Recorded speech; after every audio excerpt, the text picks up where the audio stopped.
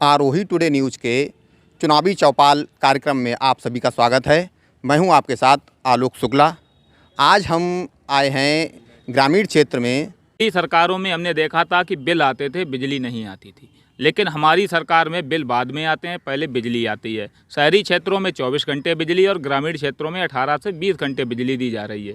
दूसरी बात है, हमने पूरे उत्तर प्रदेश में 4.5 वर्ष में 43 लाख गरीबों को आवास दिए हैं। 2,43,00,000 शौचालय उत्तर प्रदेश में बनवाने का कार्य भी भारतीय जनता पार्टी ने किया है। कई ऐसी योजनाएं हैं, कई ऐसे कार्यक्रम हमारी पार्टी के द्वारा 4.5 वर्षों में किए गए हैं, जैसे कि गरीबों के लिए खाद्यान्न की व्यवस्था, और वो भी निःशुल्क चल रही है, डबल यूनिट में मिल रहा है। तो कई ऐसे कार्यक्रम हैं। जनता इस समय पार्टी से जुड़ी हुई है और मुझे लगता है कि माननीय योगी आदित्यनाथ जी फिर से एक बार उत्तर प्रदेश के मुख्यमंत्री बनेंगे और फिर से अच्छी सरकार बनेगी और जनता के लिए अच्छी योजनाएं लेकर आएगी। अखिलेश जी लगातार कह रहे हैं कि हमारी सरकार बन रही है। आप हमारे साथ मौजूद हैं ब्लॉक के अध्यक्ष मनोज यादव जी, जो भाजपा से हैं। तो क्या समाजवादी पार्टी से हैं, जो ब्लॉक अध्यक्ष हैं। क्या काम किए हैं पिछले जो चुनाव में, जब उनकी सरकार रही है, तो क्यों लोग उसके वोट दें सपा को? लोग इतने परेशान हो चुके हैं इस सरकार में कि हमारी सरकार में, समाजवादी सरकार में, राष्ट्रीय अध्यक्ष जी अखिलेश यादव जी ने मुख्यमंत्री रहने पर समाजवादी पेंशन योजना, 100 डायल, एम्बुलेंस, सभी सुविधाएं इतनी की थी। लखनऊ आगरा एक्सप्रेस वे और मेट्रो, लखनऊ मेट्रो बनवाई, इतनी सारी सुविधाएं, राशन जो भी था। अब बीजेपी सरकार जो राशन बांट रही है, उस पर 5 किलो राशन पे मुख्यमंत्री और प्रधानमंत्री दोनों लोग जितने का राशन नहीं उतने का झोला छपा के दे रहे हैं। ये सरकार का नुकसान ही। आरोप इनका ये है कि जितने का झोला नहीं है उतने का राशन नहीं उतने का झोला छपा के दे रहे हैं। क्या है? देखिए, ऐसा है, जिस गरीब को राशन मिल रहा है उसको पता लगना चाहिए कि पिछली सरकारों ने उनको क्या दिया है। उनकी सरकार में एक बार भी गरीब को राशन नहीं मिलता था। हमारे आदरणीय मोदी जी और योगी जी के प्रयासों से गरीब के घर राशन पहुंच रहा है और पिछले की तुलना में डबल पहुंच रहा है। तो उसमें फ़ोटो छपवाना कोई राजनीतिक स्टंट नहीं है। उसमें एक देश के प्रधानमंत्री जी का फ़ोटो है। वो संदेश दे रहा है कि हमारी सरकार में हमारे अथक प्रयासों से उनके घर में राशन पहुंच रहा है, उनके घर में चूल्हा जल रहा है। ये उनके लिए बड़ी बात है।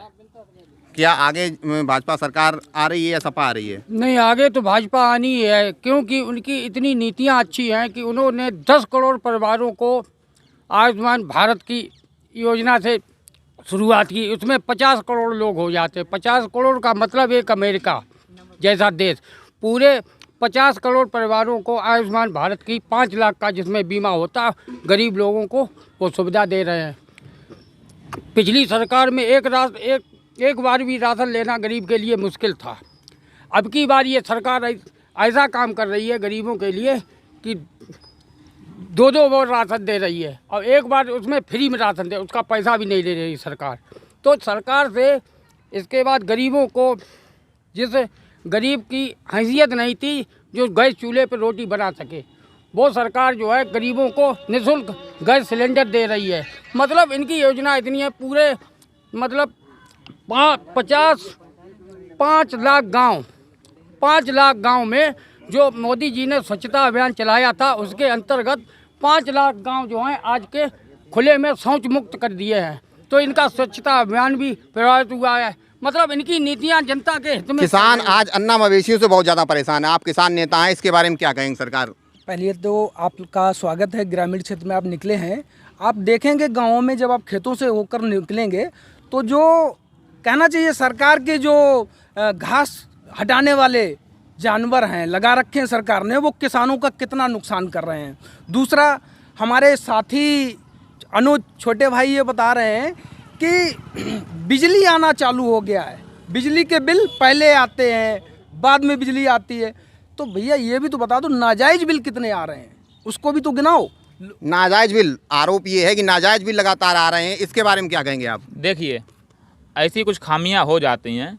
अगर नाजायज़ बिल आ रहा है तो उसको आप सुधरवा सकते हैं। ऐसा तो हमेशा से चला आ रहा है, पिछली गवर्नमेंटों से आ रहा है। इसमें भी बिजली विभाग में ये कोई बड़ी बात नहीं है। अगर किसी का बिल गलत आ रहा है तो वो करेक्शन करवा सकता है। इसमें उसके लिए सुविधा है, वहाँ पर वो पावर हाउस में, अपने नज़दीकी पावर हाउस में जाए, वहाँ पर बताए अपनी समस्या को। जेई एसडीओ साहब जो भी बैठे हैं संबंधित अधिकारी, उनको अपनी समस्या बताएं और आप अपने बिल का करेक्शन करवा सकते हैं। नाजायज़ ये नहीं है कि आप पर वो बिल थोपा ही गया और लेना ही लेना है। बिल्कुल सही कहा आपने। कहा ऐसा पिछली सरकारों में भी ये होता रहा है, तो उस सरकार में इस सरकार में अंतर क्या है? जब वही पिछली सरकार में होता रही वही गलतियां इस सरकार में दोहराई जाए। पिछली सरकार यानी कि ठीक थी आपके हिसाब से? पिछली जो सपा सरकार थी वो ठीक थी? भैया ने जो कहा है कि पिछले सरकार में भी गलतियां हुई और इस सरकार में भी गलतियां हो रही, तो गलतियां तो सरकार में हैं, किसान में तो है नहीं। किसान तो भोग रहा है इसको। अन्ना मवेशियों के लिए किसान बहुत परेशान है। उसके लिए तमामन गौशालाएं बनवाई जा रही, करोड़ों रुपए खर्च किया जा रहा है, लेकिन उससे किसानों को निजात नहीं मिल पा रहा है 1% भी। उसका कोई भी फायदा बता दें, हमारे सेक्टर अध्यक्ष हैं और भी भाजपा के नेता हैं, उससे कैसे बचा जाए वो बता दें। अन्ना मवेशियों का मुद्दा बहुत तेज इस समय चल रहा है। समाजवादी पार्टी सरकार ने क्या किया और भाजपा ने क्या किया, इसके बारे में बताएं। इस सरकार में किसान इतना परेशान है कि सुबह से लेकर शाम तक खेत में ही रहता है, पूरी रात खेत में ही रहता है। वोट कैसे बीजेपी को दे देगा? अब इसीलिए ये सरकार हमारी 2022 में राष्ट्रीय अध्यक्ष अखिलेश यादव जी मुख्यमंत्री बनेंगे। आरोप ये है कि वो आपसे कह रहे हैं कि 2022 में सरकार जो है अखिलेश यादव की बन रही है। अब वो कह रहे हैं तो अलग बात है, लेकिन क्षेत्र की जनता, आप खुद न्यूज़ चैनल से हैं, आप इसका सर्वे कर लीजिए। सारे न्यूज़ चैनल भी दिखा रहे हैं कि हमारे योगी जी सबसे लोकप्रिय मुख्यमंत्री के रूप में उभर रहे हैं। और जहाँ तक हमारे भाई ये जो आरोप लगा रहे थे कि जो आवारा जो जानवर घूम रहे हैं, हमारी सरकार ने उनके लिए अच्छी व्यवस्था की है। गौशालाएं खुलवाई हैं और वहाँ पर सब जानवरों को चारा खिलाया जा रहा है, बांध के रखा गया है। और कुछ हमारे विपक्षी दलों के द्वारा ये जानबूझकर कराया जा रहा है कि जानवर अपने खुद छोड़ते हैं, फ़ोटो डालते हैं सोशल मीडिया पर और भाजपा सरकार को बदनाम करते हैं कि योगी के मंत्री जी खेत को उजाड़ते हुए। तो इसमें विपक्षी लोग भी शामिल हैं जो इस तरीके के कार्य कर रहे हैं और सरकार को बदनाम कर रहे हैं। जैसे हम किसान हैं जी, हम किसान हैं, तो ये है कि अब सबसे बड़ी सुविधा हम लोगों को योगी जी और मोदी जी ने ये दी है कि किसानों को इससे पहले किसी ने सुध नहीं ली थी। 2000 रुपये किस्त, मतलब 6000 रुपये एक साल में मोदी सरकार जो है किसानों के प्रति जागरूक हुई है, हम लोगों को सुविधा दे रही है। तो इसमें जो है अभी तक किसी सरकार ने किसानों के बारे में ये नहीं सोचा था। रही बात हमारे जो प्रमोद मिश्रा की कि इन्होंने कहा था कि ये लोग करते हैं, हाँ ऐसा हो रहा है कि कुछ लोग जो है सरकार को बदनाम करने के लिए अपने मवेशी छोड़ देते हैं और कहते हैं ये भाजपा सरकार नुकसान करा रही। इसमें मोदी जी, योगी जी सरकार का दोष नहीं है। इसमें कहाँ तक सच्चाई है? देखिए, आदरणीय जी जो कह रहे हैं, हमारे आदरणीय प्रधानमंत्री जी भी कह रहे हैं स्वावलंबी बनने की बात।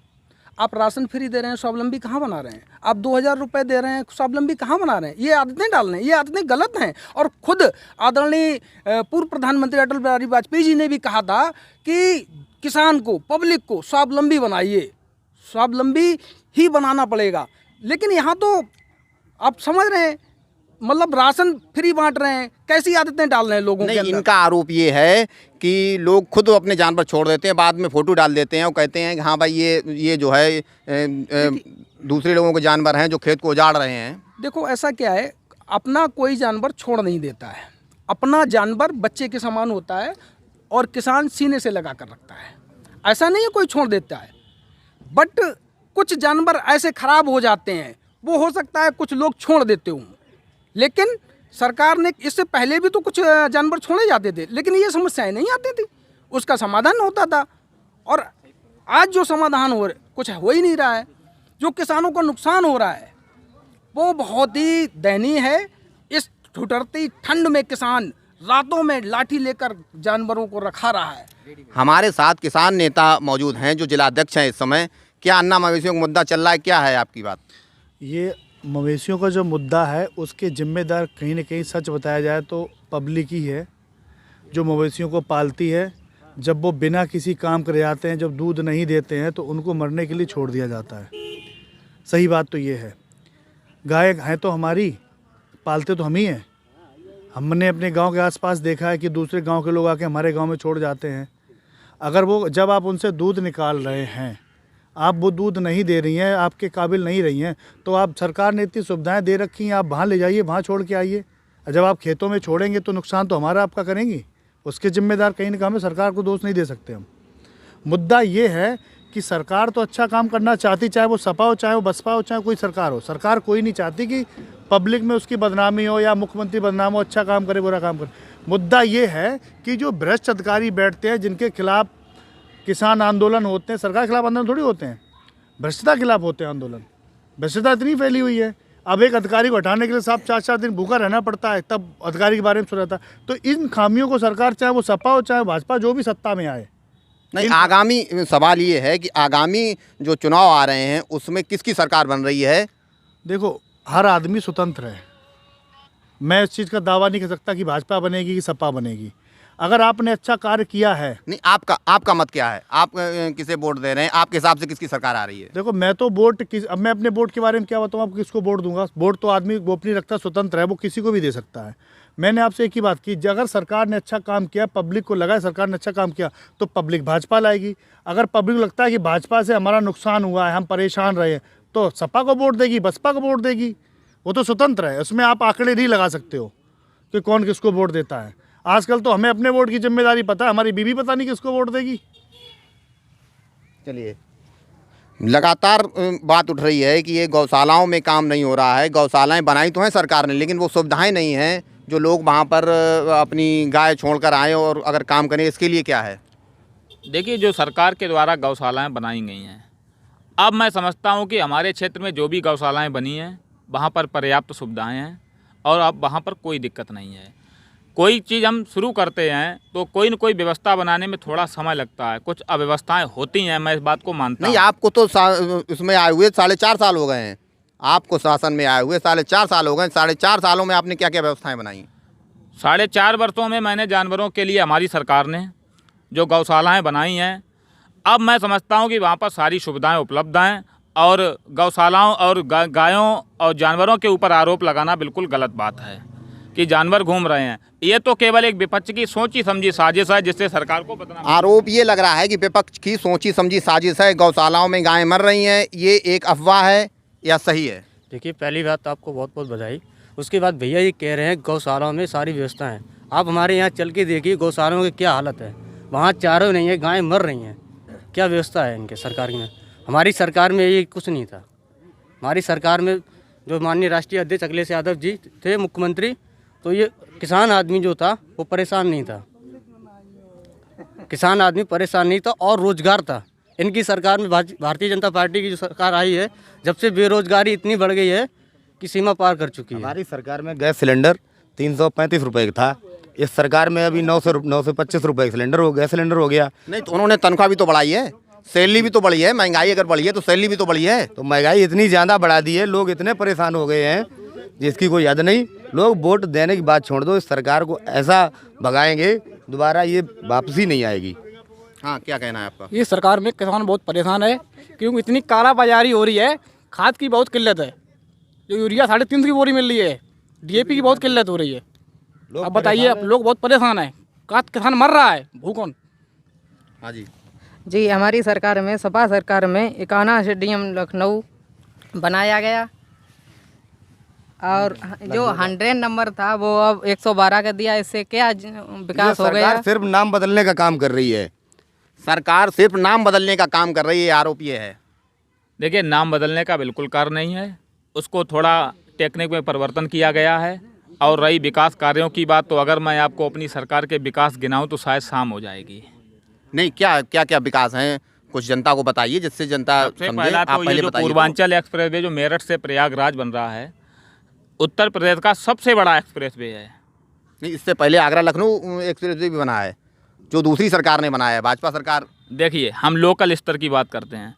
आप ये देखिए कि हम नवाबगंज नगर में खड़े हुए हैं, यहाँ से फरकाबाद, नवाबगंज से फरकाबाद, नवाबगंज से मंजना, नवाबगंज से मोहम्मदाबाद। जो पिछली सरकारों में सड़कें टूटी हुई खस्ता हाल थी, आप हमारी सरकार में देख सकते हैं कि अब सड़कों की क्या दशा है। पहले हम कहीं बाहर जाते थे और जब लौटते थे तो जैसे ही झटके लगने शुरू होते थे हम जान लेते थे फरकाबाद में हमारा प्रवेश हो गया है। अब हमारे पेट का पानी नहीं हिलेगा भाई साहब। जो है आप जाके चलिए नवाबगंज से फरकाबाद जाइए 15 मिनट लगते हैं, नवाबगंज से हजिया मार्ग पर चलिए, नवाबगंज से मोहम्मदाबाद चलिए। और मैं आपको बता दूं नवाबगंज से अलीगंज मार्ग पर काम शुरू हो चुका है जो युद्ध स्तर पर जारी है और आपको 15 मिनट लगेंगे अलीगंज पहुंचने में। तो जिले के चारों तरफ की जो सीमाएं हैं आप 15 मिनट में कहीं पहुंच सकते हैं। सड़कों का विकास जिला फर्रुखाबाद में कहाँ तक हुआ है? अभी तक तो कुछ नहीं हुआ है। अब विकास उन्होंने शुरू किया है कि चुनाव टाइम पे ही सब करवाना चाहते हैं। अब 1 महीना रह गया, आचार संहिता अभी 5 दिन बाद लग जाएगी, उसके बाद ये क्या करेंगे? इन्हें अब विकास दिखाई दिया, 4.5 साल तक तो कुछ किया नहीं। अब राशन फ्री में दे रहे हैं, है ना। सड़कें गड्ढे मुक्त हुई थी इनकी, कहीं भी गड्ढा मुक्त नहीं हुआ है। 2000 रुपये दे रहे, ये सब लोभ दे रहे हैं। केवल लैपटॉप हमारी अखिलेश सरकार ने लैपटॉप वितरित किए थे, उस पर जो फ़ोटो लगाए थे उसमें इन लोगों को तकलीफ़ हो रही थी। अब ये लोग 5 किलो राशन फ़ोटो लगा के दे रहे हैं, इस पर इन्हें अब कोई तकलीफ़ नहीं है ना। गड्ढे मुक्त बता रहे हैं, कहाँ गड्ढा मुक्त हो गया? हमारे यहाँ आप कहीं भी चले जाइए, चाहे एटा चले जाओ, चाहे इधर कहीं भी जाना हो, आप ज़िले से बाहर जब भी जाओगे शाम तक आदमी बीमार होकर ही घर आता है। ये स्थिति है जिला फर्रुखाबाद की। जिला फर्रुखाबाद की किसानों की क्या स्थिति है? किसान किस तरफ रुख कर रहा है, कहाँ तक जाएगा? देखो भाई, असल में किसानों ने अपनी बात तो कह ही नहीं पा रहा है कहीं भी। उसको फसल का वाजिब मूल्य नहीं मिल रहा है, दाम नहीं मिल रहा है, और वो आवाज़ किसान अपनी धरना प्रदर्शन करता है, कुछ भी करता है, लेकिन उसका कहीं सुना ही नहीं जाता है। ज्ञापन दे के उनको टहला दिया जाता है, झूठे आश्वासन दे दिए जाते हैं। और रही बात सड़कों की, तो फर्रुखाबाद एक ऐसा जनपद है जहां पर डिवाइडर सड़क नहीं है। आपको जरूर मालूम होगा, आप बता दीजिए कहीं पे एक भी फर्रुखाबाद जनपद में कोई डिवाइडर हो। फर्रुखाबाद में 4 के 4 विधायक, 1 सांसद, और भी कोई पद बाकी रह गया है? डिवाइडर सड़क एक भी नहीं है। आरोप ये लग रहा है कि फर्रुखाबाद जनपद में एक भी डिवाइडर सड़क नहीं बनाई गई। आप कह रहे हैं सड़कों का जाल बिछा हुआ है। नहीं, बिल्कुल आप देखिए जाके नवाबगंज से फरकाबाद मार्ग चलिए, पिछली 50 साल में आप उस सड़क को देख सकते हैं कि सड़क बिल्कुल खस्ता हाल थी। आज उस सड़क को आप पहले देखिए। नवाबगंज से मंजना आप चलिए, आप खुद ही वहाँ से बिलोंग करते हैं और आप खुद चलकर आए हैं, आप बता सकते हैं। इस समय नवाबगंज से अलीगंज मार्ग पर काम युद्ध स्तर पर चल रहा है और 7 मीटर सड़क चौड़ी बन रही है। मैं कहता हूँ इनके पेट का पानी नहीं हिलेगा। समाजवादी पार्टी का आरोप ये है कि जब चुनाव का टाइम आया है तब आपने जो है इस चीज़ का ध्यान दिया, अभी तक ये क्यों नहीं बनवाया? नहीं, ये नवाबगंज से फरकाबाद मार्ग जो है ये आप बताइए 2.5 साल पहले बन चुका है। 2019 में इस पर काम लगा था, 2020 में कंप्लीट हो गया था। वो तो गलत आरोप लगा रहे हैं ना। दूसरे जो नहीं, और जो मार्ग हैं पास हुए हैं। उसके बाद ये नवाबगंज हजियापुर मार्ग जो है, मोहम्मदाबाद मार्ग है, इस पर 1 साल पहले से काम चालू है जो कि कंप्लीट होता हुआ जा रहा है। अब कोई सड़क बनवाने में, कोई स्टेट हाईवे बनेगा, कोई बड़ा रोड बनेगा तो उसमें समय तो लगता है। ना तो उसको एक दिन में हम बना सकते हैं, ना पास करा सकते हैं। लेकिन कराया तो अन्य सरकारों ने तो उस पर ध्यान भी नहीं दिया। भाई समाजवादी पार्टी 10 साल शासन किया, अभी मायावती जी ने 5 साल शासन किया है, उससे पहले कांग्रेस रही है। सड़कों की स्थिति जैसी की तैसी है। दूसरी बात, किसानों की बात आ रही थी। 36,000 करोड़ रुपया उत्तर प्रदेश में किसानों का माफ़ किया गया। 36,000 करोड़ रुपया हमारी सरकार ने माफ़ किया है। सड़कें चारों तरफ जाल बिछाया है। किसानों के लिए हम आर्थिक युग में रह रहे हैं। प्रधानमंत्री किसान योजना के द्वारा 6,000 रुपये हर परिवार को मिल रहे हैं। उनसे राशन फ्री दिया जा रहा है। बिजली 20 घंटे से 24 घंटे उपलब्ध कराई जा रही है। चिकित्सा की अच्छी व्यवस्था है, शिक्षा की सुंदर व्यवस्था है। और किसान आदमी क्या चाहिए? मैं तो समझता हूँ योगी जी की जो भी योजनाएं हैं वो बेस्ट हैं, और उनके आधार पर भी हम विकास के आधार पर, और 370 जैसी धाराएं, अगर हम राष्ट्रीय मुद्दों की बात करें तो अयोध्या में राम मंदिर का निर्माण केवल भाजपा सरकार में संभव था। 370 केवल भाजपा सरकार में संभव थी, और हम मथुरा भी जा रहे हैं। मंदिर 370 हटाई, राम मंदिर मुद्दा है, इन सब मुद्दों पर क्या भाजपा सरकार को वोट मिल रहा है? मैं आपसे जानना चाहता हूँ, इससे किसान को क्या फ़ायदा हुआ? इससे किसान को क्या फ़ायदा हुआ? कोई तो फ़ायदा नहीं हुआ इससे। राम मंदिर से, 370 से किसान को क्या फ़ायदा हुआ? दूसरी बात, जब किसानों की बात आती है तो किसानों को डीजल आपका रेट देख रहे हो, आसमान छू रहा है, पेट्रोल आसमान छू रहा है। जब अन्य सरकारें थीं तो भाजपा के नेता ही सड़कों पर चूड़ियाँ और गैस सिलेंडर लेके बैठते थे। आज गैस का, रसोई का भाव क्या है, क्या वो बात ये नहीं समझते? अब उनको अब भी ये बात रखनी चाहिए थी। और जो रसोई गैस है फ्री तो आपने दी है, वसूल किससे कर रहे हैं? वसूल तो उन्हीं से कर रहे हैं, फ्री दे दिया और आप 900 रुपये 1000 रुपये सिलेंडर मिल रहा है। तो ये क्या है? ये तो वही बात हो गई, निकाल तो हम आप ही से रहे हैं।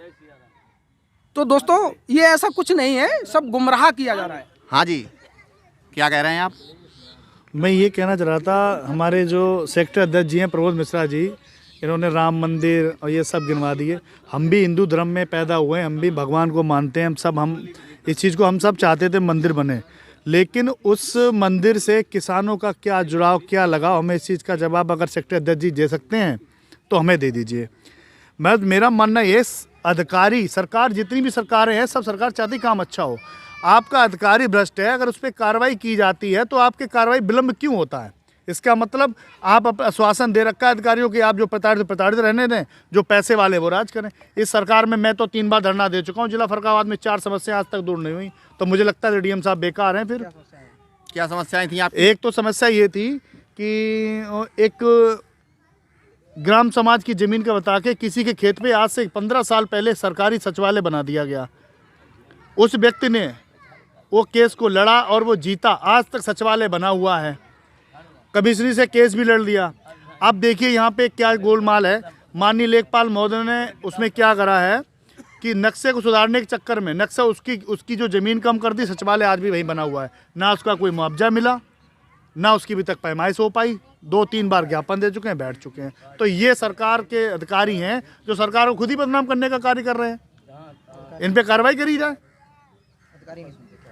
अधिकारी सुन नहीं रहे हैं, भाजपा सरकार है, काम लगातार हो रहा है, लेकिन फिर भी अधिकारी क्यों नहीं सुन रहे हैं? देखिए, इनका आरोप अधिकारियों के ऊपर है, तो हमारी सरकार में सुशासन है, सिस्टम से काम होता है, अधिकारी रिश्वत नहीं लेते हैं। और यदि ऐसी कोई बात है तो वो हमारे संज्ञान में नहीं है कि कहाँ का ये मामला है, और उनको ये बात अपने स्तर से उठानी चाहिए।